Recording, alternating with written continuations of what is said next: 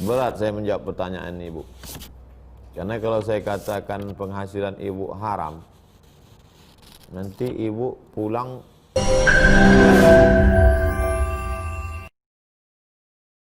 Jangan lupa subscribe, like, and share.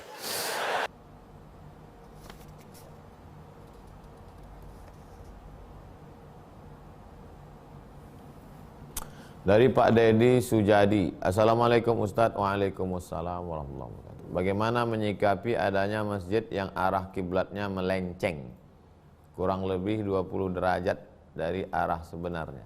Apakah harus merombak dilakukan perubahan miring shaf atau memiringkan sajadah atau biarkan saja? Dua pendapat. Kalau ngikut pendapat almarhum Syekh Profesor Dr. Ali Mustafa Yaqub, mantan Imam Masjid Istiqlal, kata beliau arah kiblat itu nggak perlu dirubah, asalkan sudah ke arah Ka'bah udah. Fawalli wajhaka syatral Masjidil Haram. Itu pendapat Syekh Profesor Dr. Ali Mustafa Yaqub. Sedangkan pendapat Majelis Ulama Indonesia mesti diukur.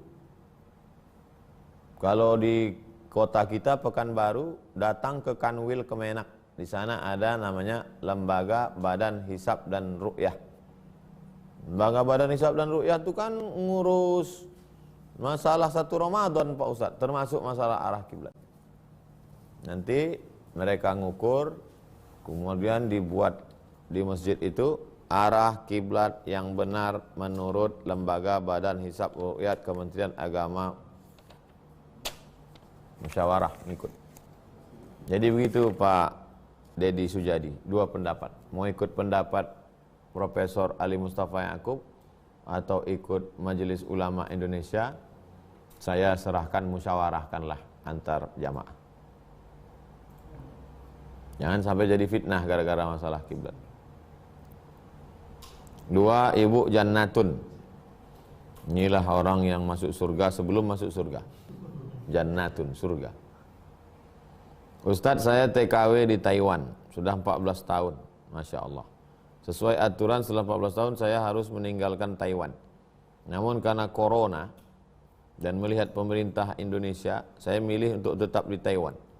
Jadi status saya ilegal. Bagaimana dalam pandangan Islam terkait gaji hasil kerja saya, Pak Ustadz? Berat saya menjawab pertanyaan ibu. Karena kalau saya katakan penghasilan ibu haram, nanti ibu pulang, lalu kemudian kita kan ada aturan internasional, harus ada visa, kemudian harus ada. Jadi saya tidak bicara hukum. Saya bicara waktu saya pulang dari Hong Kong, satu pesawat di sebelah saya itu saudara kita tenaga kerja Indonesia. Apa kata beliau? Ustadz, saya sudah melihat saudara-saudara kita yang di luar negeri. Tolonglah Ustadz sampaikan kepada penguasa supaya membuka lapangan pekerjaan. Sulit kami untuk makan, untuk kerja. Banyak, intinya banyak mudaratnya. Bayangkan betapa sakitnya hati orang Indonesia. Keluarga dia mesti mencari nafkah 14 tahun. Tiba-tiba di depan mata dia bisa pula orang asing kerja di tempat kita. Gimana sakitnya? Itu. Saya khawatir kalau terlalu banyak orang sakit hati, mengamuk dia. Bisa mengamuk secara zahir, bisa juga dia berdoa kepada Allah. Doa orang teraniaya ini luar biasa. Untuk saudara-saudaraku yang bekerja di luar negeri, jangan pernah berpikir bekerja selamanya. Cobalah berpikir untuk kumpul modal aja. Makanya kalau pulang setahun sekali atau 2 tahun sekali, jangan habiskan duit itu untuk beli kulkas sebesar lemari, beli TV sebesar bioskop, karena banyak yang begitu. Banyak yang begitu, kerja dia 2 tahun, pulang beli TV, beli motor, habis, terus pergi lagi. Jangan begitu. Jadi pola pikirnya, pulang itu untuk modal, irit, beli aja secukupnya, beli TV cukup untuk nonton. TV besar sedikit dari HP cukup lah. Besar-besar. Habis itu buat modal kolam ikan, modal beli sawah, yang kira-kira bisa kita cocok tanam. Coba perbaiki mindset cara pandang kita. Mau sampai kapan kita merantau ini? Jadi harapan saya, Ibu Jannatun dan ibu-ibu saudara-saudariku yang lain yang bekerja mencari nafkah, perbaiki niat, kumpul untuk modal, pulang sektor pertanian. Lebih baik di sini rumah kita sendiri. Ahmad Albar.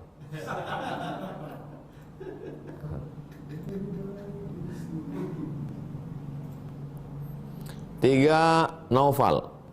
Ustadz, apa pendapat Ustadz tentang orang yang menggugat pengadilan agama? Pengadilan agama digugat. Pengadilan agama digugat. Ini bubarkan aja pengadilan agama.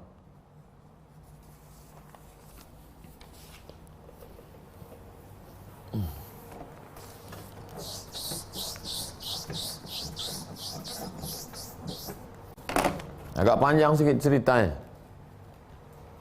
Nih. Apa nih Pak Ustadz?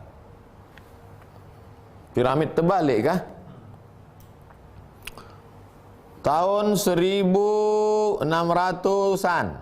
1600-an. Cari nanti 1600 berapa. Waktu itu sultannya Sultan Agung. Sultan Agung. Di zaman Sultan Agung itu ada namanya Pengadilan Serambi. Pengadilan Serambi. Kenapa disebut Pengadilan Serambi? Karena memang hakimnya memutuskan di Serambi masjid. Di emperan masjid Serambi. Di emperan masjid itulah diputuskan semua masalah. Masalah pidana, masalah perdata, masalah ekonomi, masalah semua diputuskan berdasarkan hukum Islam. Sultan Agung. Kenapa Ustadz cerita Sultan Agung? Kenapa enggak cerita Sultan Riau? Ustadz kan tinggal di Riau. Nanti kalau ku ceritakan Riau, kata orang, alah mentang-mentang orang Pekanbaru. Dan aku mau yang lebih tua daripada itu. Kenapa begitu? Karena kerajaan Siak Sri Indrapura 1723. 123 tahun sebelum kerajaan Siak. Lebih tua lagi Sultan Agung. Ada yang lebih tua lagi Pak Ustaz? Payah saya menggambarnya nih, naik lagi ke atas. Ketika Ibnu Battutah sampai ke Aceh, Samudra Pasai. Karena kalau mau ke Nusantara ini, itu yang pertama ketemu, Pulau Sumatera bagian atas. Dia melihat hukum Islam ditegakkan mengatur segala aspek kehidupan manusia waktu itu. Baca Rihlah Ibnu Battutah, Explorer Ibnu Battutah. Waktu itu yang jadi rajanya adalah Raja Aceh yang kedua. Raja Aceh yang pertama yang Islam itu namanya Malikul Saleh. Malikul Saleh punya anak. Anak Malikul Saleh itulah yang ketemu dengan Ibnu Battutah.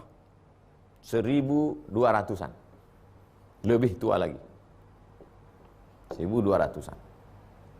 Setelah itu Wali Songo 1400-an. 1400-an Wali Songo. 1200-an Aceh, 1400-an Wali Songo, 1600-an Sultan Agung. Baru kemudian mundur lagi ke bawah 1800-an. Apa yang terjadi 1800-an? Muncullah hukum yang dibuat oleh Belanda, KUHP,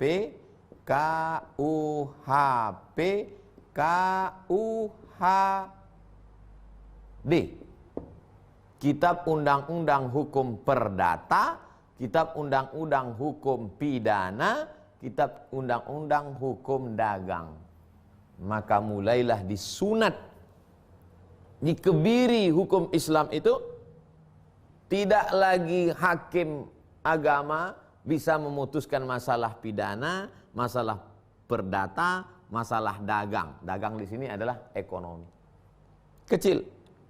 Lalu kemudian kita pun merdeka 1900. Tetap berlaku. Secara penjajahan kita merdeka, tapi dalam masalah hukum kita masih pakai hukum Belanda. Suka tak suka, mau tak mau, tanya. Makanya ketika ada anak mahasiswa, Ustadz, saya mau S2 ambil hukum Islam gimana? Kau cari beasiswa ke Leiden Belanda, karena kau yang paling mengerti ini. Nanti kau pulang, kau jadi pengacara muslim yang membela hak-hak orang. Lalu kemudian di mana lagi umat Islam punya hukum? Tinggallah hukum pengadilan agama. Pengadilan agama yang mengurus masalah talak, rujuk, harta warisan, masalah. Tinggallah lagi sekutil mukmin ini lagi. Tinggal sebesar upil, ini pula mau digugat. Apa sebetulnya yang terjadi? Nah, orang Islam mesti ngerti, mesti paham. Jangan sibuk masalah khilafiyah, lalu kemudian diam, pura-pura tak tahu atau memang tak ngerti. Urutannya jauh, brother. Dari 1200, 1400, 1600, 1800, 1945 sampai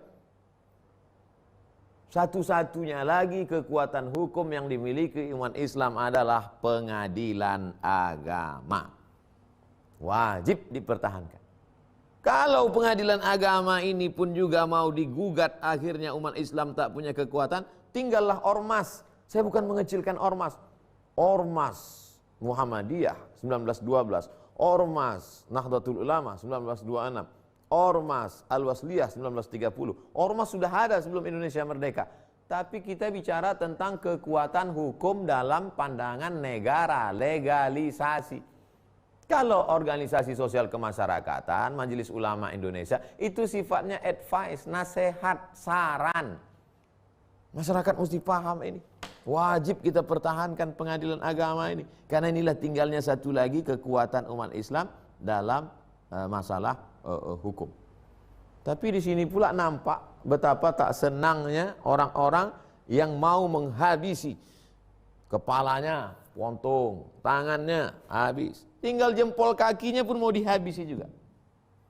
Mesti mengerti umat Islam tentang ini.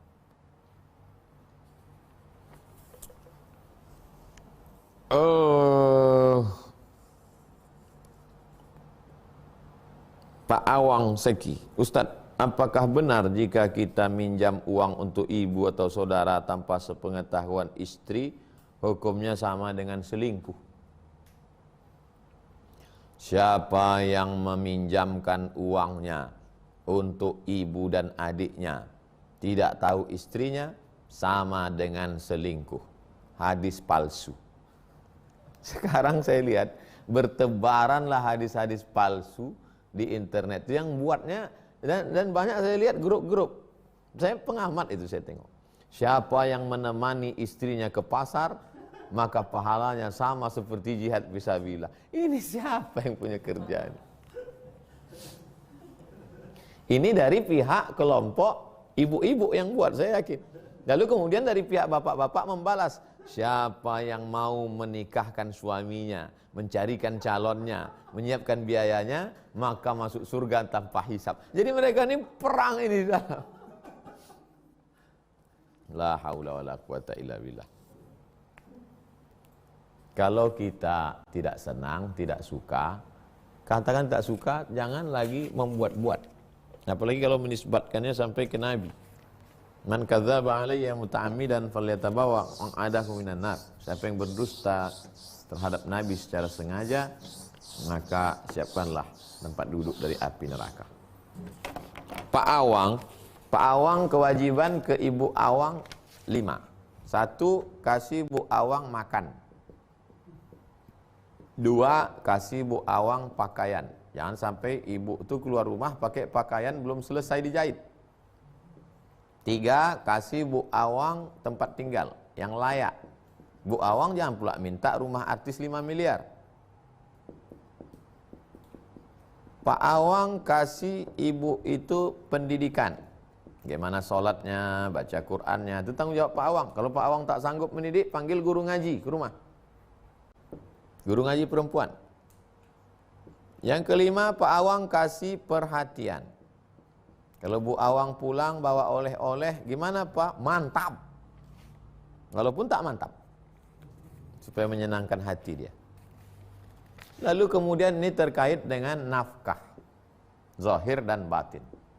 Nafkah. Pak Awang wajib kasih nafkah.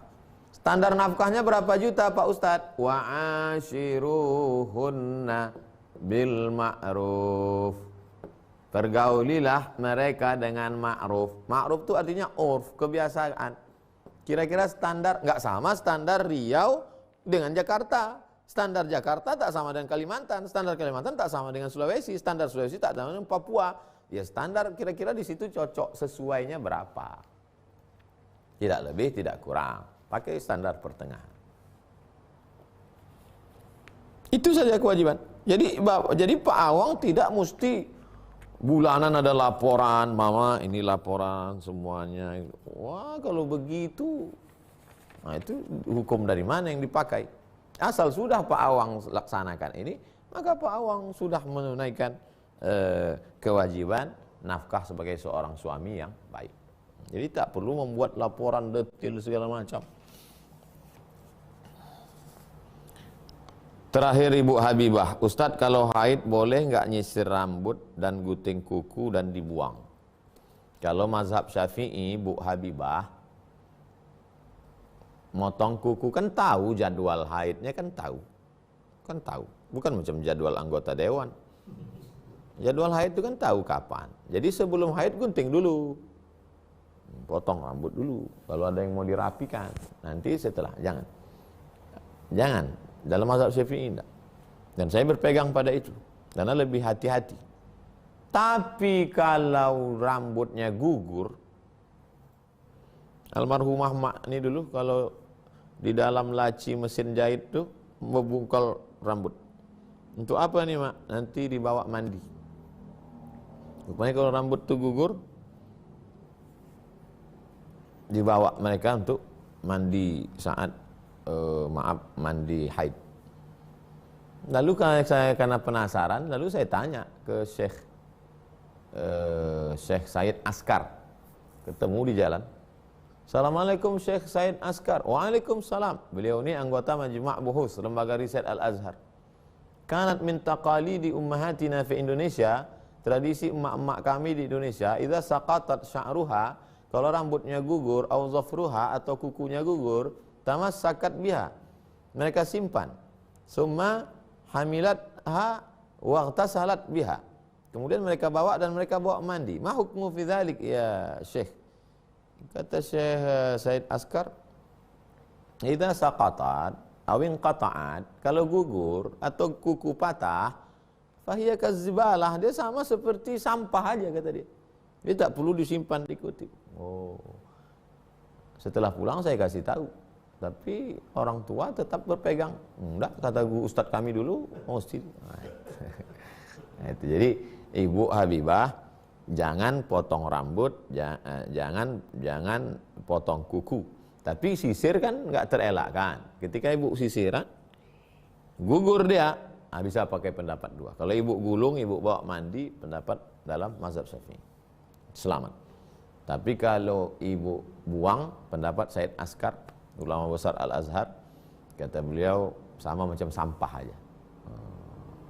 Saya kalau ada pendapat saya sampaikan supaya tidak memberatkan. Dinu yusrun, agama ini mudah. Demikian Ibu Habibah.